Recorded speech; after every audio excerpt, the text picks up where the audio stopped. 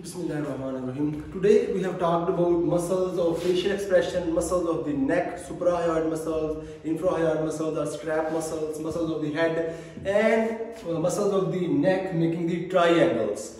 And the content passing through these triangles we have discussed. Now I will give you a quick review. First of all, the muscles of the facial expression, by the way, are regulating mainly the three openings, or you can say the muscles of facial expression regulate palpebral fissure, oral fissure and nostrils. Out of these three openings, the muscles of orbital fissure and oral fissures are well developed. So now come back starting from the very beginning. First of all, we will talk about a muscle called occipitofrontalis muscle. You can see this is the frontal belly, and then we have occipital belly over here. So what is the function of occipitofrontalis muscle? It moves skull on the skull. And what is skull? There is one telling scalp. It is the layer of if we talk about skull, skin.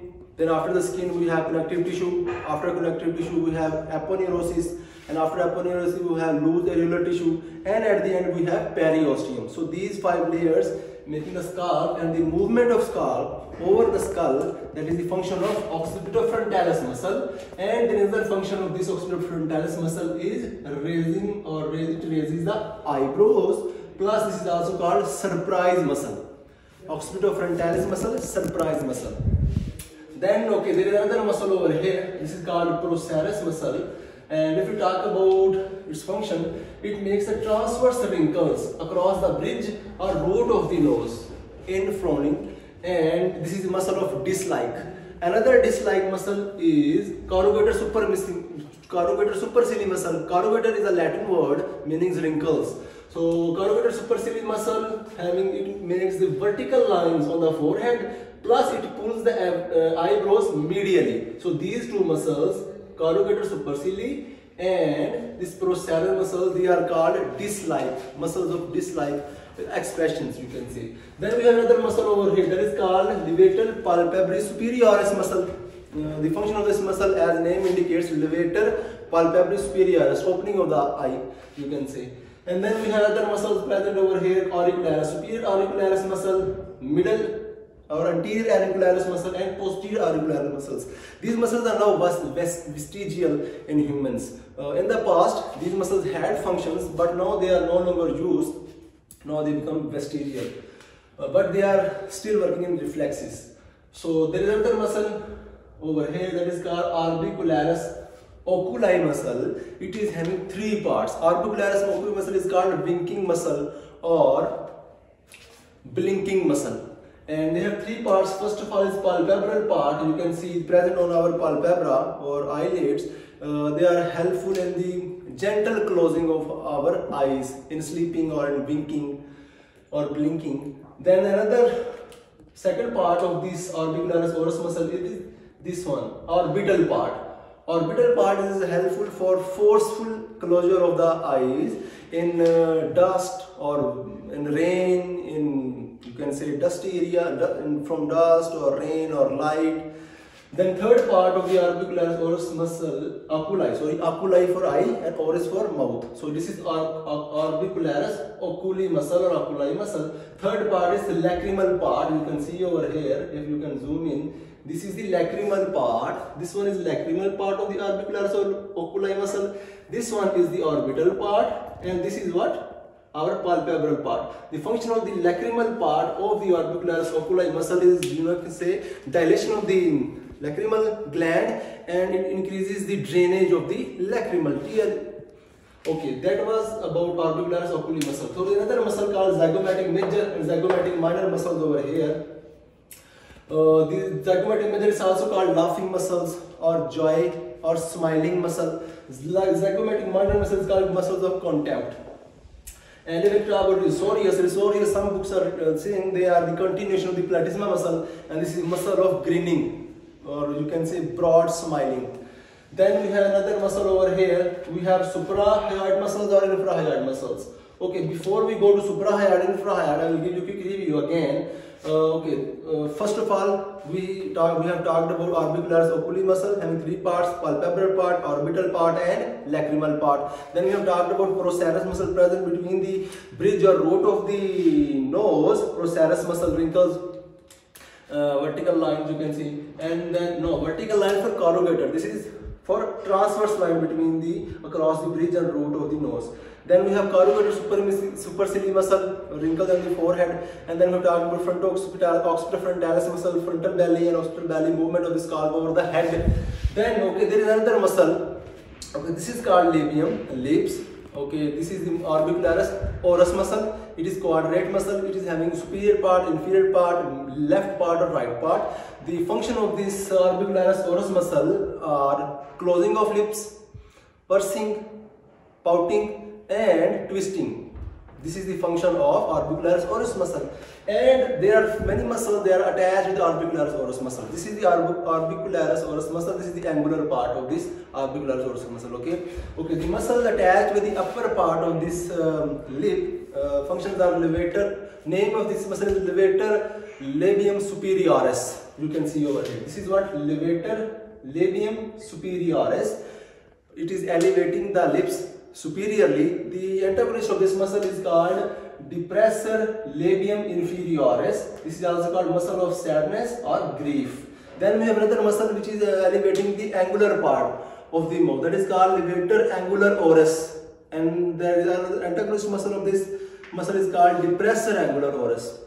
Then we have two muscles, zygomatic minor, zygomatic major. Muscles of joy, smiling, happiness, laughing, and contempt. Then there is a risoris muscle, continuation of the platysma, grinning is the function. Then we have another muscle over here called mentalis, muscle of doubt. It causes the wrinkles at our chin. Then there are other muscles present in the nares, dilator nasi muscle, compressor nasi muscle, and compressor nasi septi muscles. They will depress the nasal septum, compressor nasi septi, dilator nasi septi will dilate the nose. This is also called muscle of anger, dilator nasi septi muscle.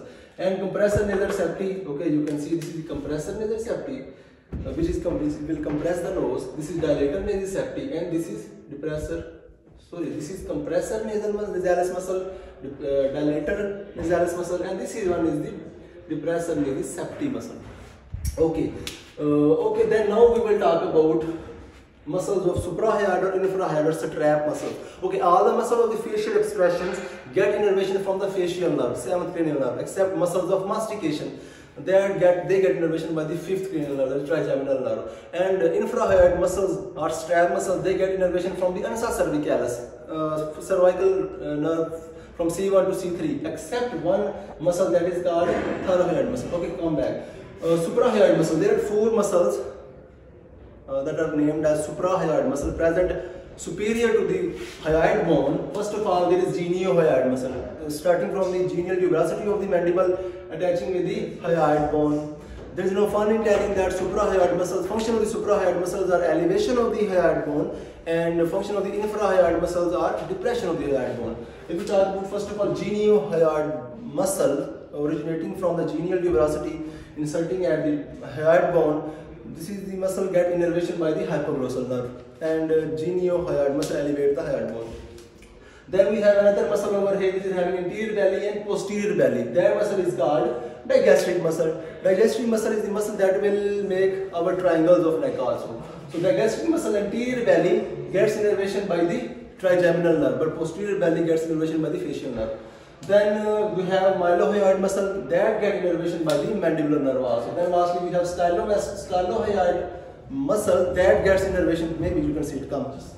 Stylohyoid muscle, they get innervation by the facial nerve. So these are 4 are suprahyoid muscles. Then we will talk about infrahyoid muscles or strap muscles. Strap muscles, they will get innervation by the ansa cervicalis, C1, C2, C3, except one muscle that is called thyroid muscle. What are the other 3 muscles of infrahyoid muscles? First of all, we will talk about sternothyroid muscle. This is sternothyroid muscle. Then sternohyoid muscle. Then There is a muscle called omohyoid muscle. This is the superior valley of omohyoid, and this one is the inferior valley of omohyoid muscle. So these are the muscles of infrahyoid or strap muscles. Now we will talk about scalene muscles.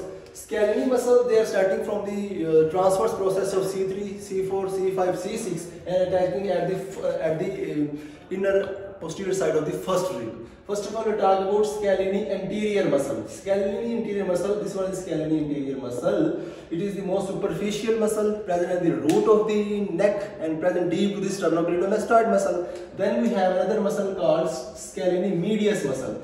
This is the scalene medius muscle, that is the longest and largest muscle. Then we have scalene posterior muscle. This one is scalene posterior muscle. This is the smallest and deepest of all, like this smallest and deep from the scalene medius and scalene anterior. So that were the scalene muscles. Now we will talk about other muscles. Okay, we will talk about, now we have talked about orbicularis oculi muscles, procerus muscle, corrugator muscles, frontal belly box, suprafrontalis muscle. We have talked about nasi muscles like depressor, compressor and dilator. Then we have talked about orbicularis oris muscle where we use lipstick and all that. Functions are, we have talked about that. Then levator labrum superioris, suppressor labrum inferioris. Muscles of mastication. These are the muscles for chewing, for talking, and these muscles are mostly attached with the ramus of the mandible, and they get innervation by the trigeminal cranial nerve number 5. So first of all, we'll talk about first muscle, that is temporalis muscle. Then we have lateral pterygoid muscle, medial pterygoid muscle, and masseter muscle, the most strongest muscle of mastication. Temporalis muscle starting from the temporal fossa and attaching at the ramus of the mandible or the angle of the mandible. The function of the temporalis muscle is the retraction of the mandible, plus it is used for meningioplasty. What is meningioplasty? This is the operation we do to repair the hole or perforation in the eardrum. So for that meningioplasty we do we use this muscle, we cut this muscle and we go inside like that. So then another muscle of mastication, the lateral pterygoid muscle, it is having upper head and lower head. Upper head and lower head, they are attached with the pterygoid process of the sphenoid bone and temporal fossa, and they are attaching with the attachment of these lateral pterygoid muscle with the articular process of the temporomandibular joint or capsule of the temporomandibular joint or head or neck of the mandible. Then the function of this lateral pterygoid muscle is opening of the jaw and side to side movement and spasm. There will be spasm. If there is spasm of this muscle during yawning, it will lead to dislocation of the temporomandibular joint. And most importantly, this is the only muscle that is helpful for the opening of mouth. And the other three muscles, temporalis muscle, medial pterygoid muscle and masseter muscle, they will helpful in the closing of the jawbone or closing of the mouth. So it is very difficult to shut your mouth. Everybody loves to talk, so it is easy to open the mouth. But for that is why only lateral pterygoid muscle is required to open the mouth. But it's difficult to close your mouth, to stay silent, to listen. That is why closing of the mouth is difficult. That is why three muscles are involved for the closing of the mouth. Then we have medial pterygoid, medial pterygoid muscle. Over here you can see, okay, this is dislocation, masseter muscles. Yes, medial pterygoid muscles are also having attachment from the zygomatic process and with the ramus of the mandible. Functions are the just closing of the mouth. Then we have another muscle called masseter muscle. Look at here. This is the most strongest muscle of mastication. It is very important for the jaw jerk reflex, and there will be hypertrophy of this masseter muscle and bruxism. What is bruxism? Just grinding of your teeth. The grinding of the teeth, bruxism. During the bruxism, this muscle will go under a process called hypertrophy. Then these are the four muscles we have talked about. They are the muscles of mastication. Now we have talked about Bugler's muscle and temptators. Now we will talk about the longest muscle superficially present.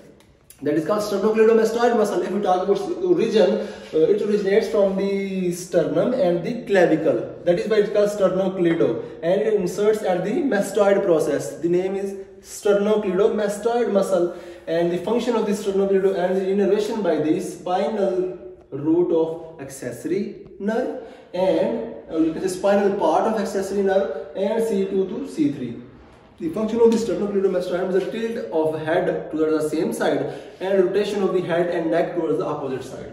Tilting head same side, movement of the head and chin opposite side, and upper part of the sternocleidomastoid muscle get blood supply by occipital artery and posterior auricular artery, and middle part of the sternocleidomastoid muscle get blood supply by superior thyroid artery, and inferior part of the sternocleidomastoid muscle gets blood supply by suprascapular artery. Now we will talk about trapezius muscle. Trapezius muscle starting from the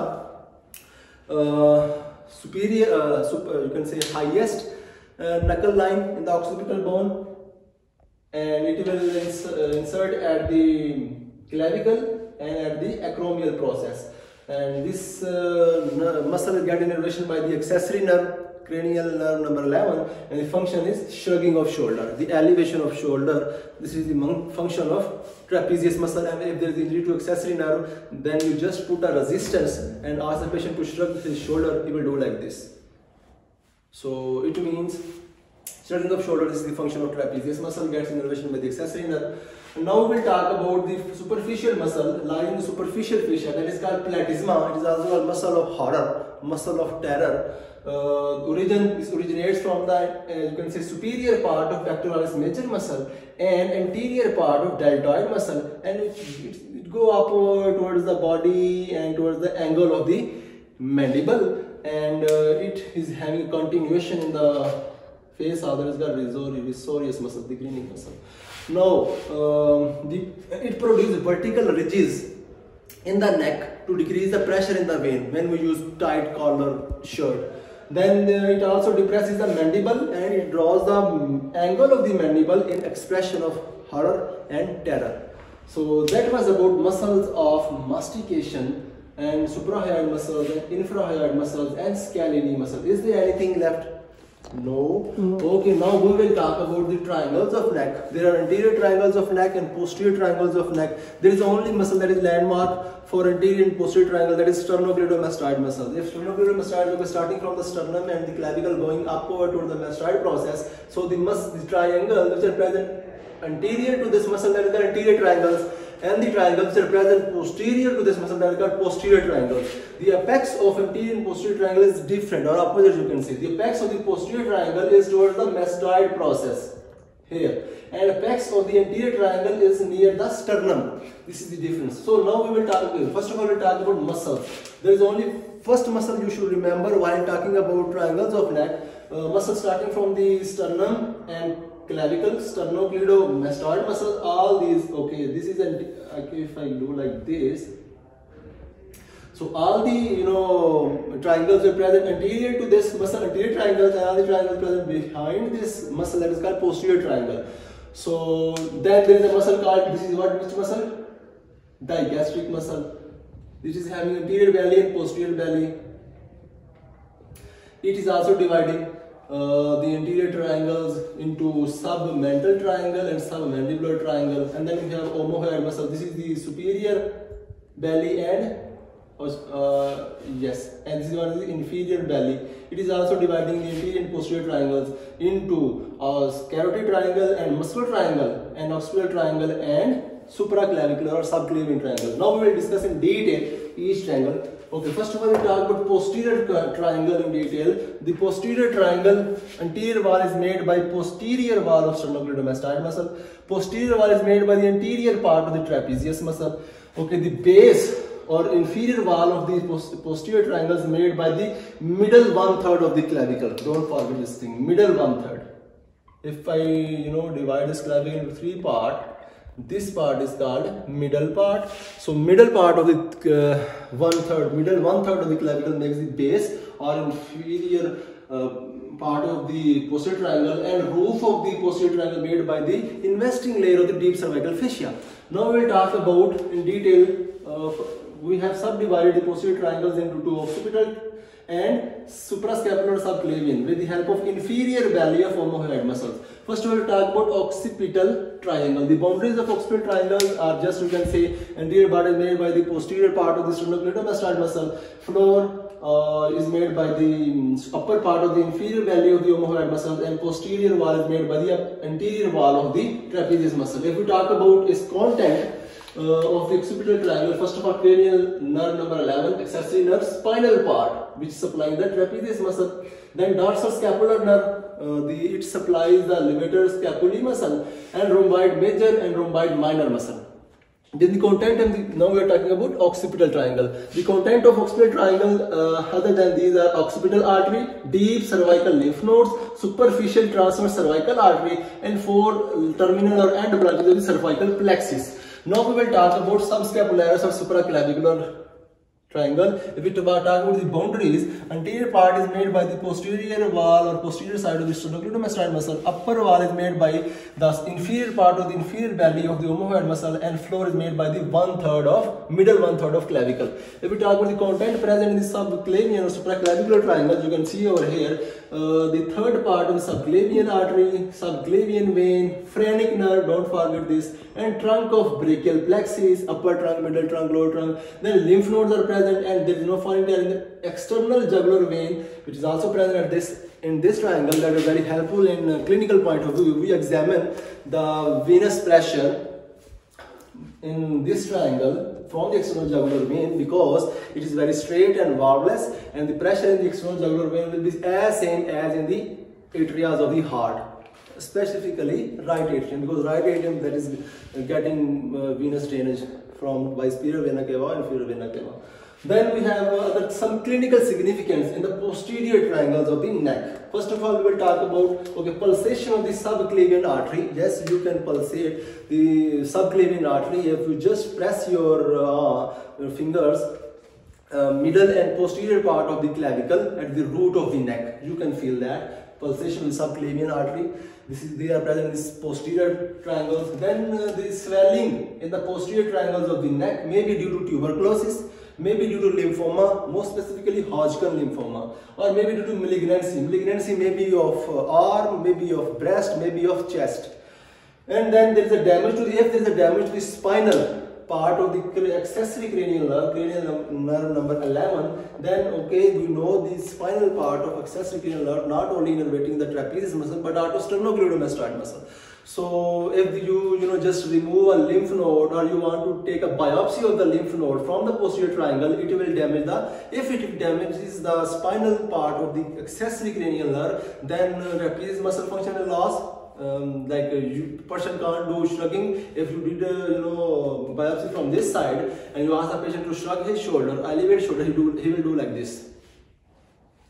And we check the resistance. We check the trapezius muscle working by putting a resistance, and then we ask the patient to shrug his shoulder. And sternocleidomastoid muscle also gets innervation by that cranial nerve number 11, accessory nerve, spinal root.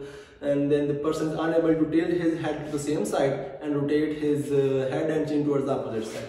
Then we have a brachial plexus blockage due to any local anesthesia between the first rib and the skin above the clavicle. Then we have another triangle we will talk right now only, suboccipital triangle. The bottom of the suboccipital triangles are floor is made by atlas of arch and posterior atlanto-occipital membrane, and roof is made by semispinalis capitis. The content present in the suboccipital triangles are suboccipital plexus of veins, suboccipital plexus of nerves, plus third part of vertebral vein. Now we will talk about anterior triangles of neck, the triangles which are present anterior to the sternocleidomastoid muscle. First of all, if we talk about the boundaries of the anterior triangles, the posterior wall is made by the anterior part of sternocleidomastoid muscle, anterior wall is made by the midline, and you can see the base is made by this mandible, and the roof of the anterior triangle made by the investing layer of the deep cervical fascia.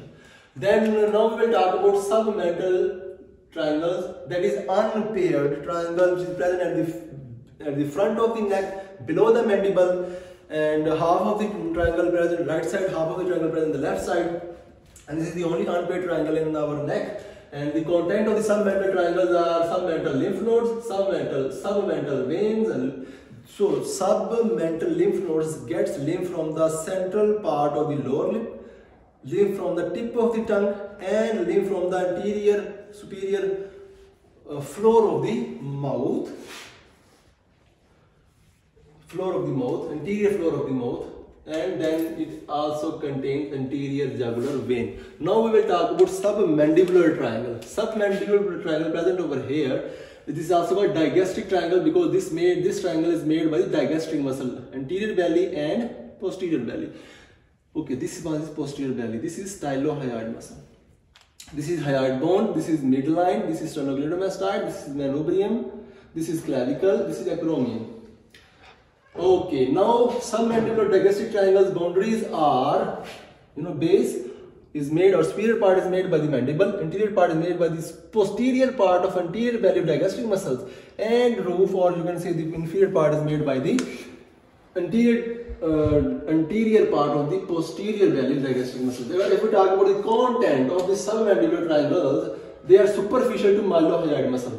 Please keep in mind this thing. Mylohyoid muscle, they are superficial. Content of the submandibular triangles are submandibular gland, submental artery, facial artery and vein, lymph nodes, hypoglossal nerve, cranial nerve number 12, and mylohyoid artery and mylohyoid vein.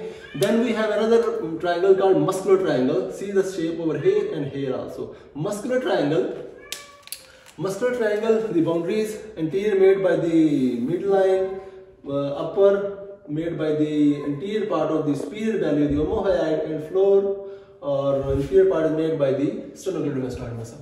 Now, what are the content of the muscular triangles? It contains infrahyoid muscles, sternohyoid muscle, sternothyroid muscle, thyrohyoid muscles. Then also they have deep structures like thyroid gland, parathyroid gland, trachea, esophagus, and larynx. Now we will talk about our most important triangles of the neck, that is called carotid triangle. And the boundary of the carotid triangle, there is no fine telling, entirely made up of head bone, and posterior part of the superior belly of the omohyoid, floor is made by the anterior part of the sternocleidomastoid, and roof is made by the posterior part of the posterior belly of the digastric muscles.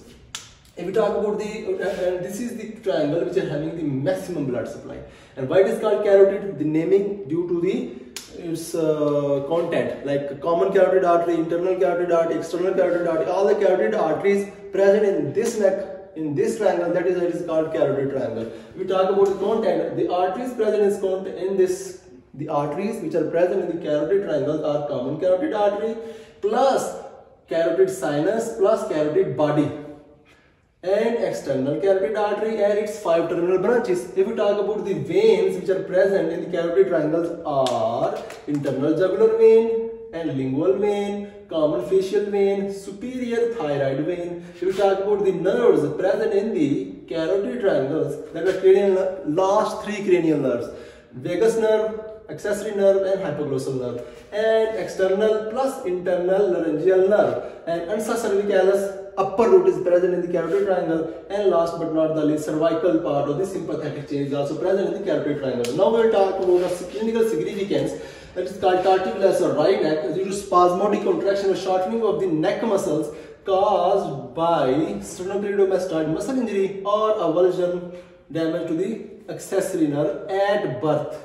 It will lead to clinical feature of the torticollis or wry neck are twisting of the neck with chin and pointing upward and backward, pointing upward and upward side. Now we will talk about some clinical features regarding with interior triangles are cisternal puncture. If the lumbar puncture is failed to take CSF culture or for any other purpose, lumbar puncture is failed, then we have to do cisternal puncture. What we do in cisternal puncture? We inject at the midline above the axial spine, and it pierces posterior atlanto-occipital membrane at the depth of about 2 inches. We will do cisternal puncture. So that was about clinical significance of anterior triangles, and there is no fun in telling that this is the body, this is the angle, and this is the ramus of mandible, stylohyoid, this is the mastoid process, this is the occipital part. For occipital part, there is the confusion that in occipital we have highest knuckle line and we have superior knuckle line. The highest knuckle line, you can know this is the highest knuckle line, this is the origin for the trapezius muscle. But superior knuckle line, this is insertion for the sternocleidomastoid muscle. And sternocleidomastoid muscles also not only get origin from clavicle and sternum, and not only not only insert at the mastoid but also at the superior part of the superior knuckle line of the occipital bone. So that was about today's class. If you have any question, let me know. Otherwise, these are the muscles of facial expression. We have talked in detail. Yes. Did you have any question? No, sir.